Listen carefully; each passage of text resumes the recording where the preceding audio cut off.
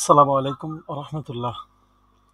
allapply.com.bd চ্যানেলের পক্ষ থেকে সকল ভিউয়ার্স বন্ধুকে আজকের টিউটোরিয়ালে স্বাগতম।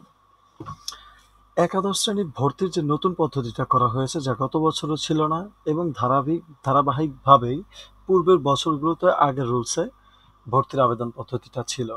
এই বছর নতুন যে পদ্ধতি করা হয়েছে, এই পদ্ধতিতে কোন বিভাগের স্টুডেন্ট বা কোন গ্রুপের স্টুডেন্ট কোন গ্রুপে ভর্তির জন্য আবেদন করতে পারবে বা তাদের আবেদনটা গ্রহণযোগ্য হবে, এই বিষয়ে কিন্তু আমাদের আগে থেকে জানা উচিত। যেহেতু সকাল থেকে ভর্তি আবেদনটা শুরু হয়ে যাবে, তা আমি মনে করি আপনারা এই বিষয়টি আজকে টিউটোরিয়াল থেকে জেনে নেন যে কারা কোন গ্রুপের কোন কোন সাবজেক্টের উপরে আবেদন করতে পারবে। শুরুতেই আসা যাক বিজ্ঞান বিভাগে। যেই সমস্ত শিক্ষার্থী বিজ্ঞান বিভাগ হতে এসএসসি পরীক্ষা উত্তীর্ণ হয়েছেন, তারা চাইলে মানবিক, ব্যবসায় শিক্ষা কিংবা বিজ্ঞান যে কোনো বিভাগেই প্রবেশ করতে পারবেন।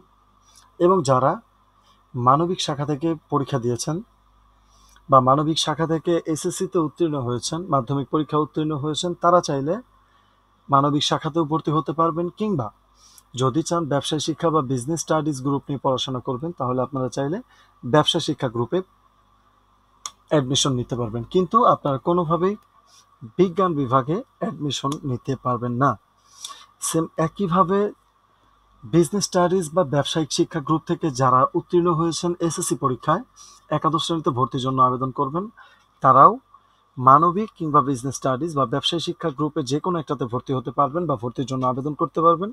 কোনোভাবেই বিজ্ঞান বিভাগের জন্য ভর্তির আবেদনটা করতে পারবেন না। সুতরাং আজকে টিউটোরিয়াল থেকে শিক্ষার্থী বন্ধুরা, আপনারা যারা জানতে পারলেন বা আপনারা যে বিষয়টি জানতে পারলেন, সেটা হচ্ছে বিজ্ঞান বিভাগের স্টুডেন্ট বা বিজ্ঞান বিভাগের ছাত্রছাত্রী যে কোনো বিভাগেই শিফট হতে পারবে বা ভর্তির জন্য আবেদন করতে পারবে। কিন্তু মানবিক এবং ব্যবসায় শিক্ষা গ্রুপের শিক্ষার্থীরা শুধুমাত্র মানবিক এবং ব্যবসায় শিক্ষা গ্রুপেই আবেদন করতে পারবেন, এর বাইরে করতে পারবেন না।